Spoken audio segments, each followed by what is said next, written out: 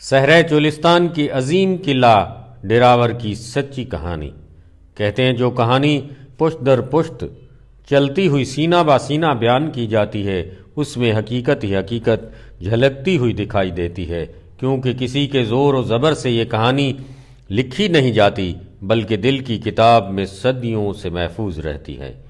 آئیے دوستو، آج ہم آپ کو قلعہ ڈیراور کی سچی کہانی بیان کرتے ہیں جو ہم اکثر بزرگوں سے بھی سنتے آ رہے ہیں، اور اس کے علاوہ ہمارے روہی و چولستان کے مایہ ناز فنکار و معروف کہانیوں کے بے تاج بادشاہ استاد غلام حیدر منگنہار مرحوم و دیگر سگھڑ حضرات قلعہ ڈیراور کی کہانی یوں بیان کرتے تھے۔ روہی و چولستان سے ملحقہ انڈیا کے صوبہ راجستھان، مارواڑ، راجپوتانہ کے ضلع جیسلمیر کے قریب قدیمی شہر لیدروا پہ راجہ بھوبھان پنوار راجپوت راج کرتا تھا۔ وہ بیٹے جیسی نعمت سے محروم تھا۔ کافی عرصہ بعد جب بیٹی رحمت بن کر گھر میں آئی تو راجہ نے اپنے جوتشیوں یا نجومیوں سے پوچھا کہ میرے بعد اس تخت و تاج کا مالک کون ہوگا؟ جوتشیوں نے اپنی جوتش کی کتابیں کھنگالتے ہوئے حساب کتاب لگا کر بتایا کہ جہاں پناہ آپ کی شاہی کا مالک پنواروں کی بجائے بھاٹی خاندان میں سے ہوگا۔ راجہ یہ حیرت زدہ بات سن کر آگ بگولا ہو گیا اور حکم جاری کیا کہ تمام بھاٹی راجپوتوں کی نسل کو ختم کیا جائے، نہ رہے گا بانس نہ بجے گی بانسری۔ قتل و غارت کا بازار ایسا گرم ہوا کہ خون کی ہولی سے ہر طرف بکھرتی لاشوں کے انبار لگنے لگے، مگر جسے رام رکھے اسے کون چکھے۔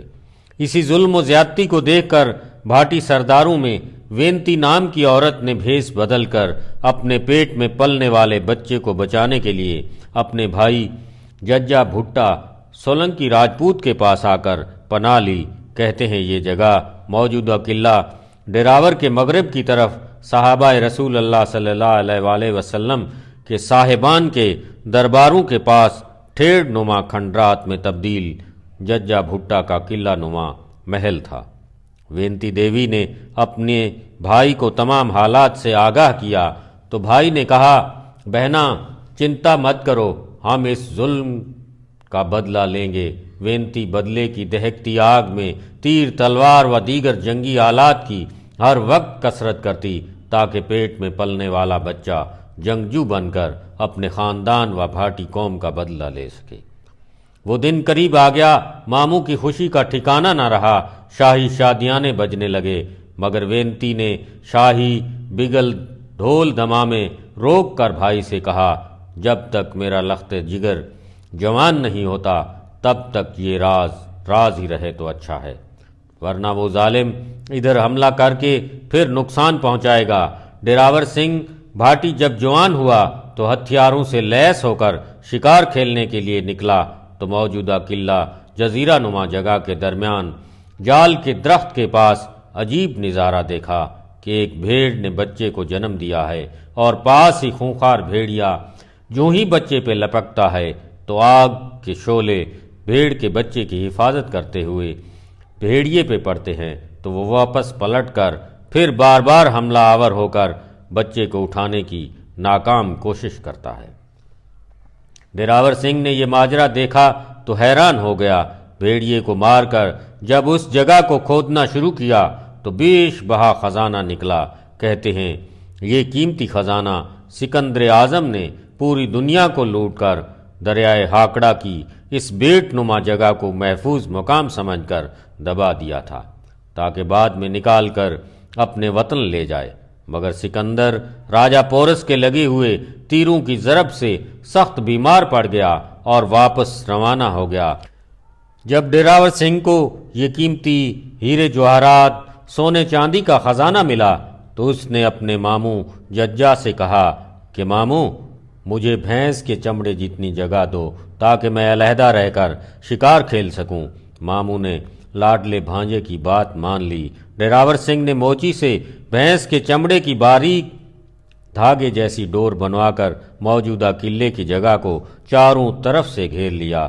جب ججا سنگھ نے گھیرا نما ڈور کی جگہ دیکھی تو بلبلا اٹھا اور وینتی سے شکوہ کیا تو بہن نے کہا، سن ججا وینتی کہے بول نہ پاچھا لے، سن ججا وینتی کہے بول نہ پاچھا لے، کا بھٹے کا بھاٹیے کوٹ اڈاون ڈے۔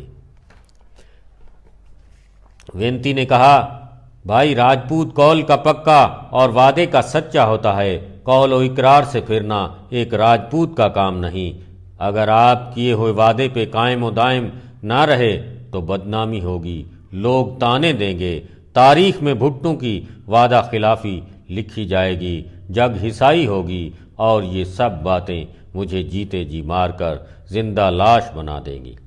ججا بھٹا نے کہا، بہن ٹھیک ہے، کیے ہوئے وعدے کے مطابق یہ جگہ ڈیراور سنگھ کی ہوئی، مگر ڈور سے باہر والی جگہ سے مٹی گارا اٹھانے نہیں دوں گا۔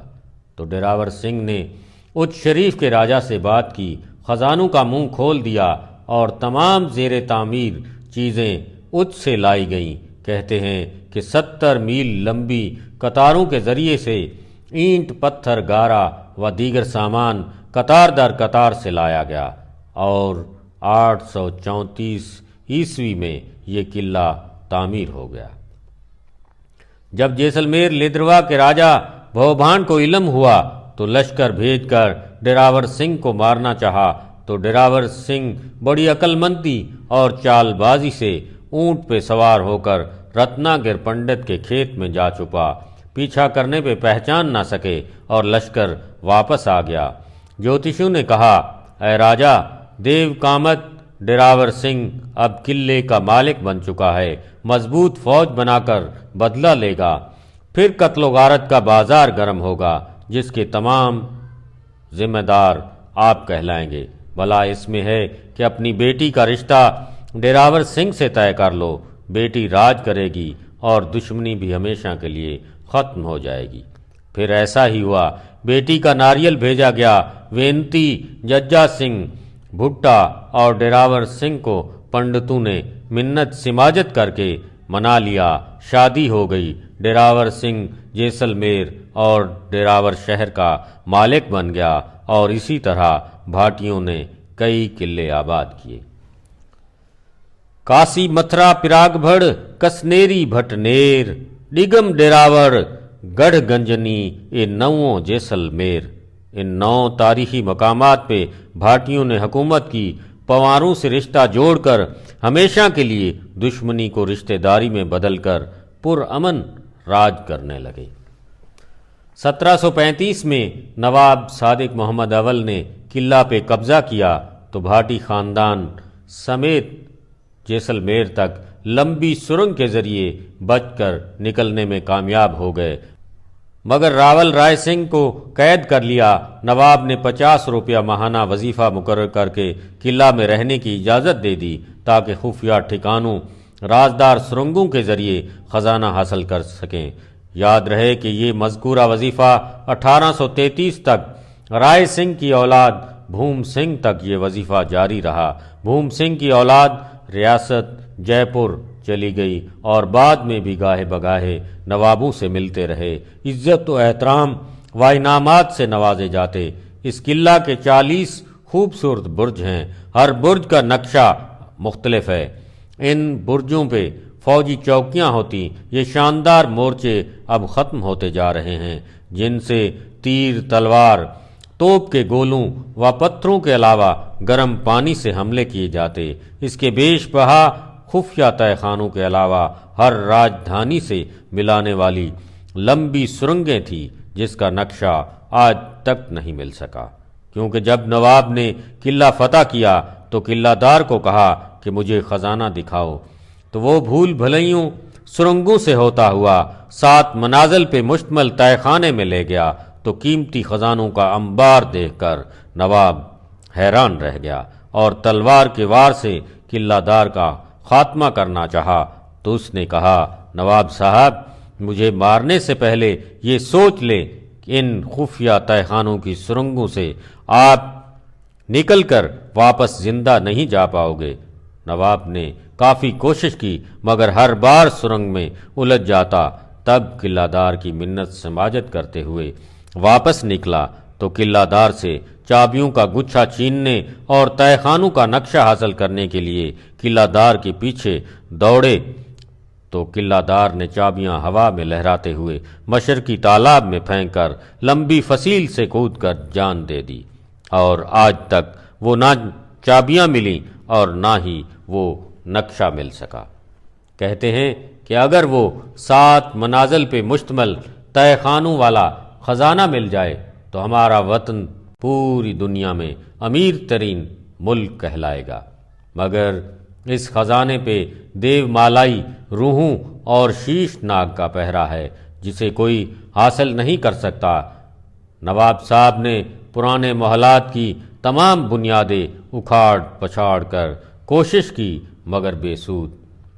موجودہ قلعے کے اندر تمام بلڈنگز نواب صاحب نے نئی طرز تعمیر کر کے بنوائیں، جن میں شاہی محلات، زنان خانہ، مہمان خانہ، اسلحہ خانہ، رنگ محل، جیل خانہ، پھانسی گھاٹ و دیگر خوبصورت عمارتیں کھنڈرات میں بدلی بھوت بنگلہ دکھائی دیتی ہیں جو ٹوٹ پھوٹ کا شکار ہیں۔ ہر عمارت میں چمگادڑوں کا بسیرا ہے۔ یہ اجڑا ہوا قلعہ نواب صاحب کے دور حکومت میں خوبصورت قلعہ تصور کیا جاتا تھا۔ ڈیراور شہر تجارتی منڈی تھا۔ پر رونق بازار میں دیش ودیش کے تاجر تجارت کرتے ہوئے قافلوں کی صورت میں جوک در جوک کھینچے چلے آتے۔ آج وہ شاندار پر رونق بازار کھنڈرات میں بدل چکے ہیں۔ قلعے کے باہر خوبصورت فصیل تھی جو اب معدوم ہو چکی ہے۔ قلعے کے باہر شہر آباد تھا جس میں شاہوکار، امرا و تاجروں کی شاندار حویلیاں تھیں۔ جنوبی پرانی دیوار کے پاس خوبصورت شیو مندر ہے جہاں ہر سال شیو راتری منا کر پوجا پاٹ کی جاتی تھی، مگر اب یہ مندر دیکھ بھال نہ ہونے کی وجہ سے کھنڈر میں تبدیل ہو چکا ہے۔ گورنمنٹ و اقلیتی ممبران اس قدیمی مندر پہ خصوصی توجہ دے کر اس کی تعمیر و تزئین میں اہم کردار ادا کر کے گرانٹ مہیا کرے تاکہ یہ مندر سیاحوں اور ہندوؤں کی توجہ کا مرکز بن کر مذہبی ہم آہنگی کا ثبوت پیش کر سکے۔ سن 1947 میں کاروباری تاجر ہندو انڈیا چلے گئے، مگر غریب مالدار چرواہے اس دھرتی کے اصل وارث دراوڑی نسل کے میگھوال بھیل والمیکی باوریا ہندوؤں نے اپنی جنم بھومی کو نہیں چھوڑا۔ آج بھی یہ مزدوری پیشہ و چرواہے ڈراور و دیگر چولستانی علاقوں میں موجود ہیں جو نوابوں کے زیر سایہ رہ کر پرامن زندگی بسر کر رہے ہیں۔ شاہی درباروں کے پاس جین مت پیروکاروں کے گرو جی دادا کشل گرودیو کا مندر تھا جسے ٹھیڑ مندر کہتے تھے۔ اب وہاں سٹیج نما چبوترا بنا ہوا ہے جہاں ہر پونم کو بھکتی پروگرام سجایا جاتا ہے۔ قلعہ کی تمام تاریخی عمارات قابل دید ہیں۔ مین گیٹ، داخلی دروازہ، شاہی مسجد، صحابہ کرام مکی مزارات، شاہی مزارات کے علاوہ ہندوؤں کا راما پیر مندر، تکیہ روشن فقیر، تکیہ تاج محمد سائیں، اجڑی حویلیاں، چولستانی گھر، جھونپڑے، روہی کے ٹیلے، ٹوبے تالاب، جانوروں کے ریوڑ، خوش مزاج ملنسار لوگ، ہنس مکھ چہرے، مہمان نواز، دل کے سچے مخلص ڈراوری دوست، چرند پرند و دیگر تمام جاندار و بے جان چیزیں قابل دید و قابل تعریف ہیں، مگر ہمارے پاس وہ الفاظ نہیں جن سے ہم صحرائے چولستان و اس قلعہ کی تعریف کر سکیں۔ جب آپ حضرات وزٹ کریں گے تو پرسکون ماحول پا کر قلبی سکون میسر کریں گے۔ اس کے علاوہ ہر سال 9 تا 13 فروری کو چولستان جیپ ریلی منعقد کی جاتی ہے۔ ملک بھر سے شائقین حضرات حصہ لے کر انجوائے کرتے ہیں، جس میں شاندار محفل موسیقی، ادبی، کلچرل، رنگا رنگ programme, bike race, jeep race, اونٹ ریس و دیگر کھیلوں کے شاندار ایونٹ ہوتے ہیں۔ قلعہ کو دلہن کی طرح سجا کر آتش بازی کا نظارہ قابل دید ہوتا ہے۔ اس عظیم قلعے کا مالک نواب صلاح الدین عباسی ہیں، جو نواب ہوتے ہوئے بھی فقیرانہ طبیعت کے مالک، درویش صفت، غریب پرور اور سخی ہیں۔ وقت کی کمی کی وجہ سے دوسری ڈاکومنٹری میں پوری تفصیلات بیان کریں گے۔ اس ویڈیو کو لائک، سبسکرائب اور کمنٹ کریں تاکہ دوسری ویڈیو جلد جاری کر سکیں۔ شکریہ۔